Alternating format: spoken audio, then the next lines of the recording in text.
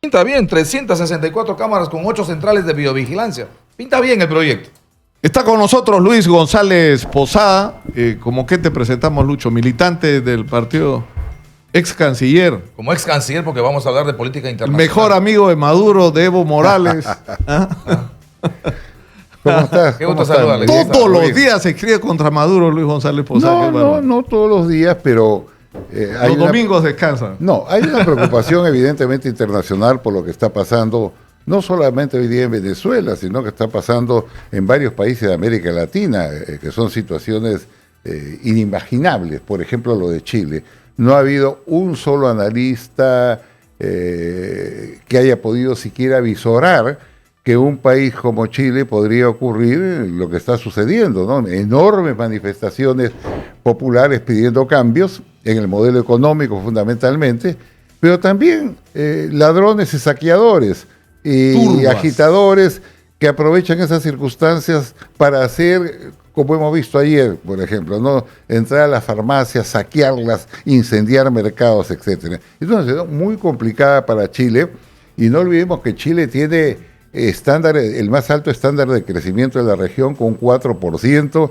El nivel de pobreza en Chile es 10%. Acá nuestro nivel de pobreza es 21%.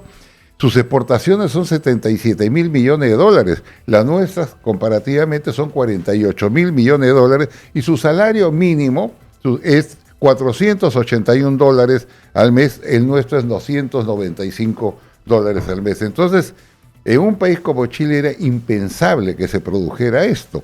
Ahora, todos tratan de darle alguna explicación, es muy difícil.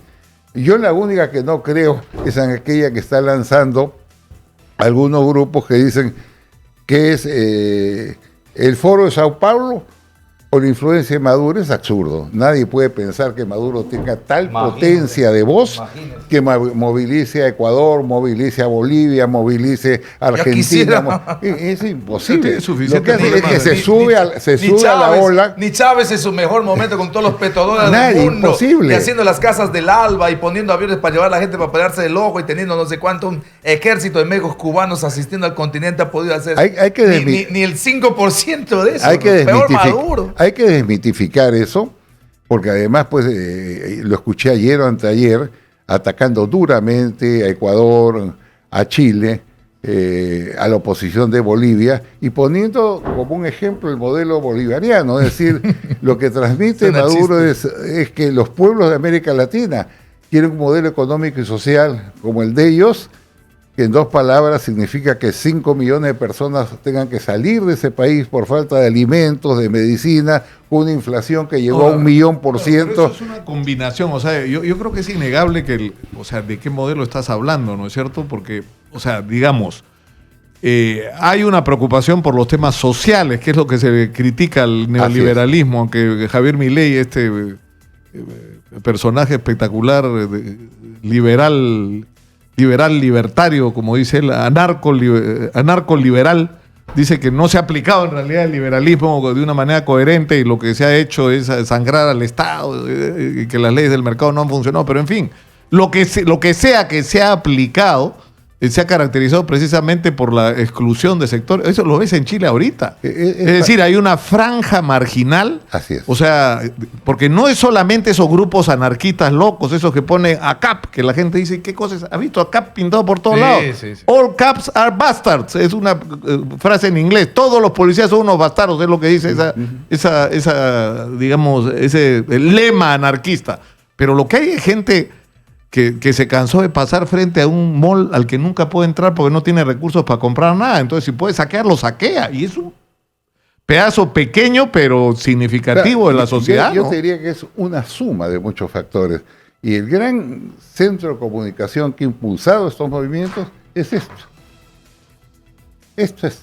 El celular. Claro, el celular. Las redes. La conexión de las redes sociales. Eso no es novedad. Viralicen de manera impresionante. Acá hemos tenido 2 episodios, ¿ah? ¿Te acuerdas? Acá hemos tenido lo de Pulpín y hemos tenido otro caso más que tiene que ver con el tema de la repartija, que ha sido en cuestión de horas viralizados y convocados miles de personas. Miren, en Egipto se provocó una revolución y los estudiosos señalan que el gran centro de comunicación... Pero eso gatilla.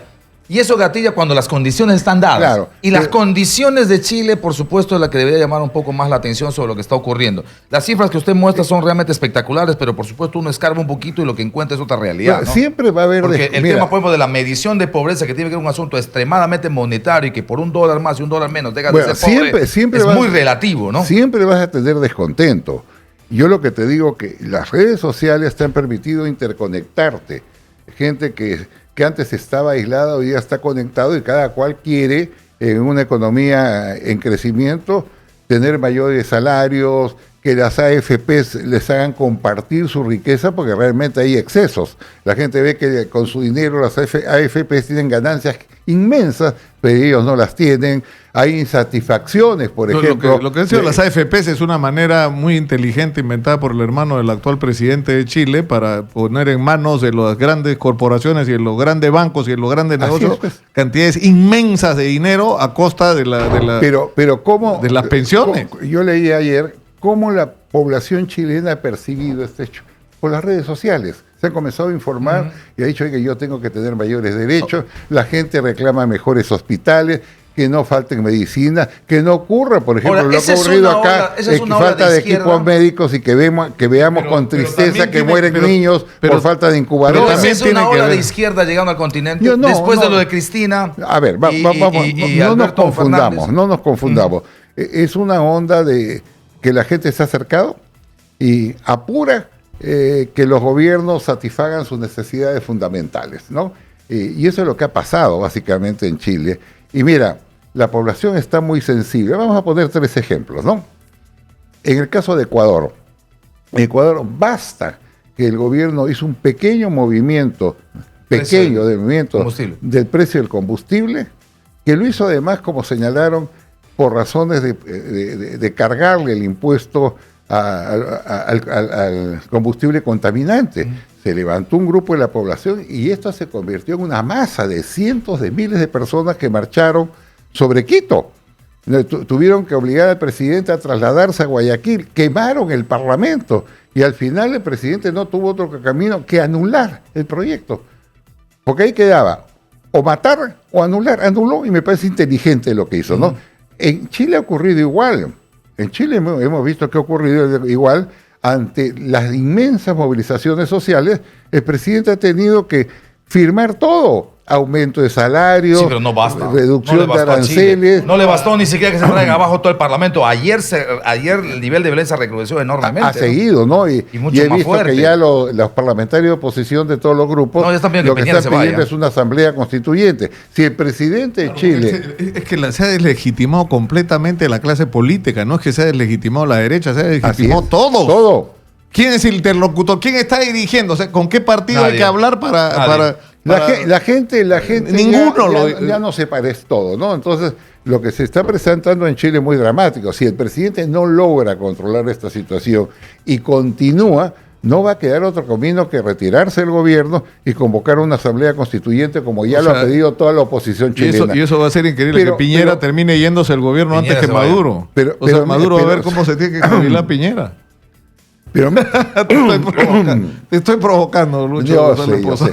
Pero mira, por ejemplo, México, asombroso. En México, un grupo fuerte de narcotraficantes se movilizó a Culiacán, donde había la policía capturado al hijo del Chapo, que maneja las mafias de delincuentes. De los delincuentes. Entraron a balazos. ¿Y ¿sabes lo que pasó?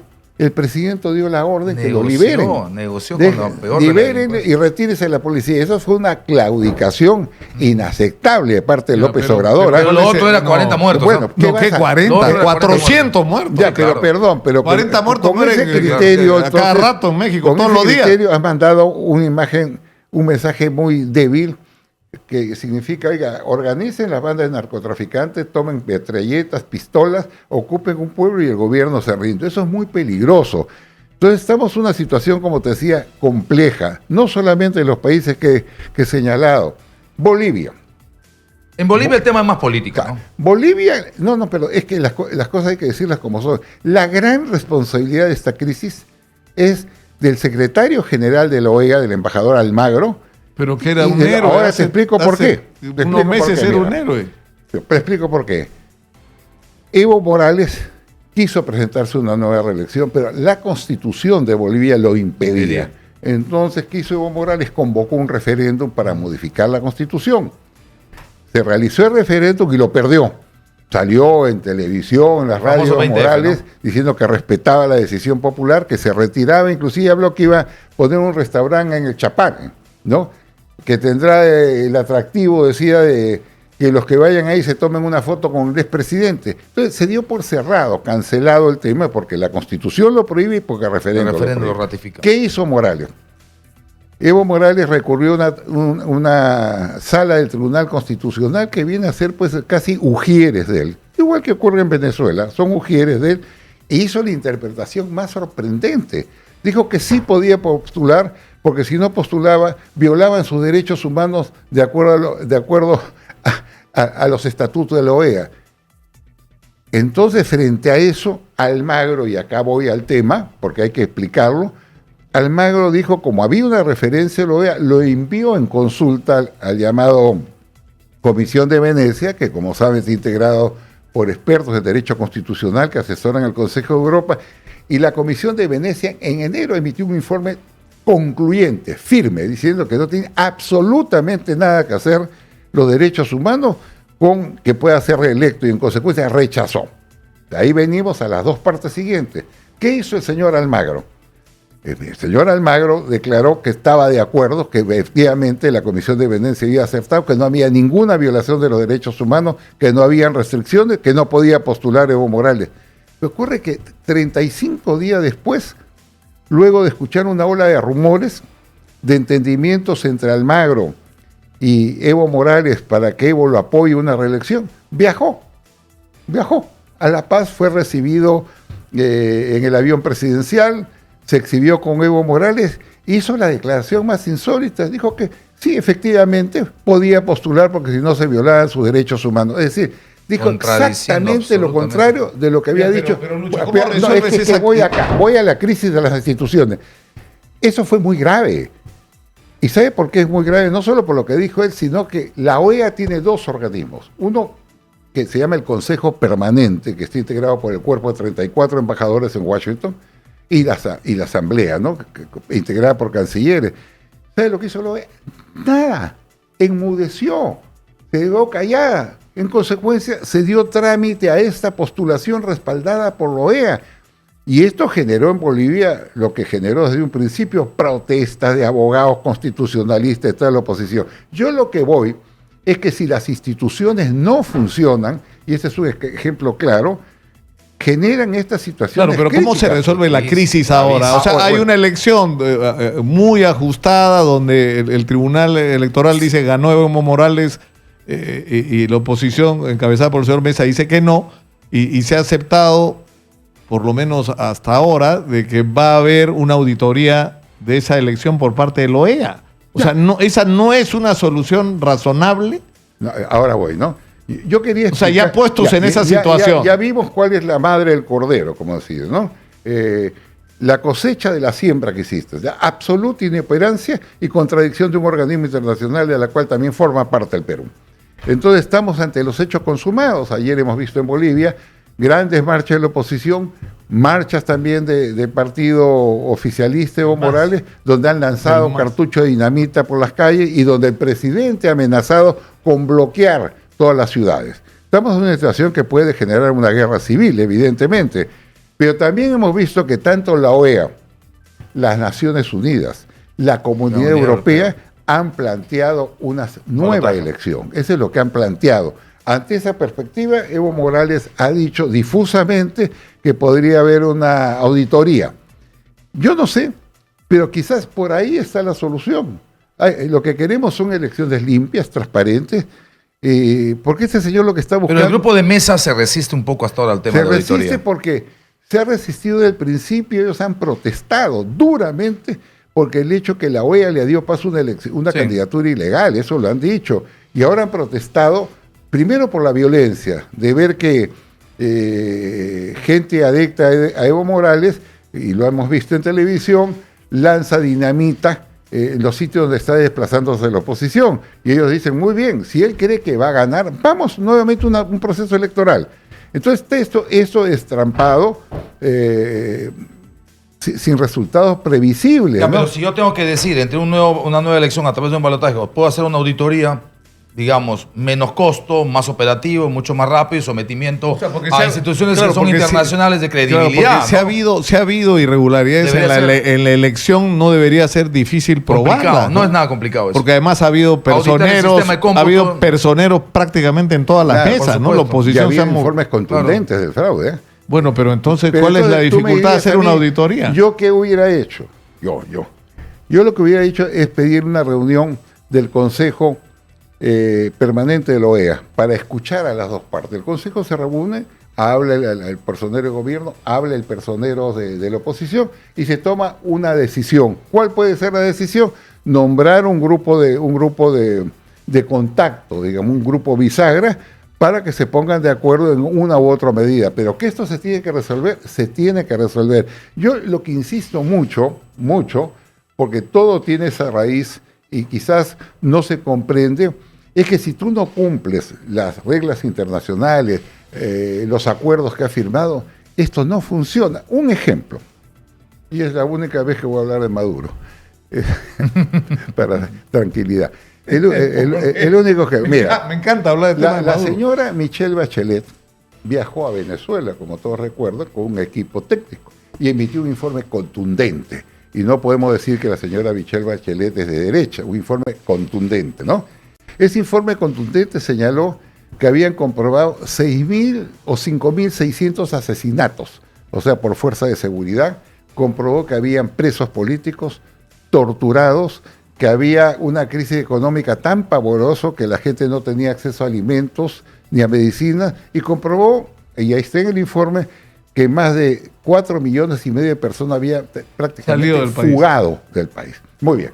Ese informe fue de las Naciones Unidas, que además es coincidente con informes de la OEA y con informes de la Comunidad Europea. Muy bien.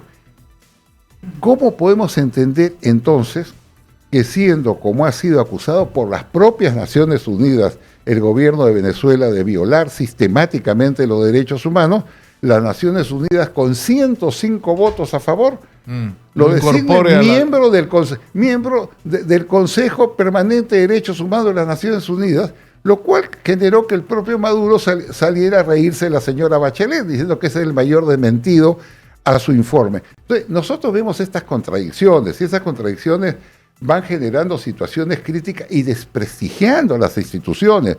Eso es muy importante, mira, señalarlo. Poníamos otro ejemplo, si me permite. La Corte Penal Internacional. En la Corte Penal está el caso Maduro por los asesinatos, ¿no? Pues mira, yo cuando fui presidente de la Comisión de Relaciones Exteriores, fui el que impulsé la adscripción del Perú a la Corte Penal Internacional. Muy bien. Desde que funciona la Corte, hasta la fecha han gastado, te ruego que lo revisen en Google las cifras, 1.600 billones de dólares han sido los gastos que han generado los 18 magistrados que están en la Corte y 900 funcionarios. Lo digo porque desde el año 2002, yo he hablado con la señora Tamara Sajú, con todos ellos, la Corte tiene 600 expedientes, 600 expedientes de asesinatos comprobados y de torturas. Algunos dramáticos, que los he visto, de personas que han tenido el valor de escribir con su puño y letra y poner su huella digital contando cómo les metían la cabeza en bolsa de plástico y los intentaban ahogar, cómo los violaban con palos, ¿no? Cómo los colgaban. Muy bien. Todos esos expedientes lo tiene la Corte Penal Internacional con numerosas denuncias de esos hechos. ¿Sabes qué han hecho? Nada. Y como no han hecho nada, el año pasado el Perú impulsó una decisión ejemplar que hay que destacar de la Cancillería, que es unir a varios países para convertirse en parte de la denuncia. Entonces, el Perú, Argentina, Brasil, Chile y creo que Estados Unidos y Canadá fueron a la Corte y dijeron, nosotros nos convertimos en parte de la denuncia. ¿Sabes qué han hecho hasta ahora? Nada. No han enviado siquiera un fiscal a ver qué ha ocurrido. Entonces todo esto se malogra cuando no funcionan las instituciones. Claro, pero también cuando no hay una comprensión cabal de lo que está pasando. Yo creo que ha habido serios errores de diagnóstico sobre lo que estaba pasando en Venezuela y ha habido gravísimos errores de la oposición y gravísimos errores de la política exterior hacia Venezuela, incluyéndonos a nosotros. Porque el que haya casi 1 millón de venezolanos es consecuencia de que falló pues eso de en medio de la crisis económica vamos a darle una ayudadita a la crisis y vamos a ajustar para que se caiga Maduro, y no se cayó Maduro, se fueron 4 millones de personas. Eso fue lo que pasó. 5 van a ser este año de acuerdo. Pero es una responsabilidad compartida entre la ineptitud de un gobierno fallido, porque es un fracaso de proyecto económico lo que se está viviendo en Venezuela, a lo cual ha colaborado una política de asfixia económica promovida por los Estados Unidos. Han fracasado.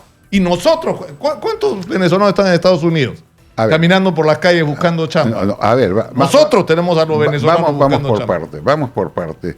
El primero es un drama que me hace recordar a películas de la Segunda Guerra Mundial, donde yo veía familias enteras caminando en carretas y en animales para salvar la vida. Acá lo hemos visto pasar. Bueno, pero el caso Perú después del gobierno de García, después del tema de la hiperinflación y el descendero también ha sido igual. Medicinas, ¿sabes cuántos servidores de salud han salido registrados de Venezuela hasta ahora? 48,000, de los cuales 25,000 son médicos y 92,300 maestros se han ido. O sea, se ha descapitalizado el país. Claro, la gente más calificada. Cuando vemos, mira, toda esta situación, vemos una dictadura genocida. Pero hagamos una cosa. ¿Por qué no, Lucho, para ser serios en el tratamiento de este tema, no nos comprometemos para tener en los próximos días una conversación solo sobre Venezuela? Listo, lo hacemos así. ¿No? Lo hacemos así. Yo creo que, insisto, lo que falta es una reflexión serena, inteligente y cruda sobre lo que realmente pasó en Venezuela y sobre si lo que se hizo fue lo correcto o no. Claro, y en la vida, en la política, en la guerra, en el amor, todo se mide por los resultados. Y todos tienen que reflexionar, y si han habido errores tienen que corregirse, y si han habido fallas tienen que reconducirse las posiciones. Yo creo que eso es lo inteligente. En política no funcionan sectarismo ni posiciones intransigentes. Lo que vemos es un drama. En América Latina hemos dicho Ecuador, ya vimos lo que pasó, México, Chile, ¿no? Una cosa final sobre Chile, ¿ve alguna salida? ¿Cómo? Una cosa final sobre Chile, ¿ve alguna salida? Mire, yo le he dicho que si esto continúa, porque acá yo veo ya delincuencia, ayer vimos delincuencia y vimos infiltración de grupos radical. No, ¿cómo no vas a ver delincuencia cuando ves que van? Pero ese es el último eslabón de la cadena, ¿verdad? Ese es el último eslabón de la cadena. Ya se ha perdido todo principio de autoridad. ¿Cuál es la salida? ¿Que se va de Piñera? Yo no sé, yo esperamos que el presidente logre controlar esta situación crítica, que es muy difícil, ¿no? Y esperamos que si la controle, se hagan los cambios y las reformas necesarias que está pidiendo la población. Muy bien. Muchas gracias a Luis González Posada. Quedamos comprometidos para una conversación sobre Venezuela. Solo Venezuela. Maduro. Media hora sobre Venezuela. Ya, es más, abrimos los teléfonos para que la gente opine. Y el fantasma que ronda, Hugo Chávez. Y el presidente Guaidó, ¿cómo se llama su embajador? Escula. Anda, pídele pues a Escula reporte sobre los delincuentes, a ver si te puede dar algo. Te estoy provocando para la próxima. Chócate para la salida. A la próxima. Chócate para la salida. Vamos a la pausa, volvemos.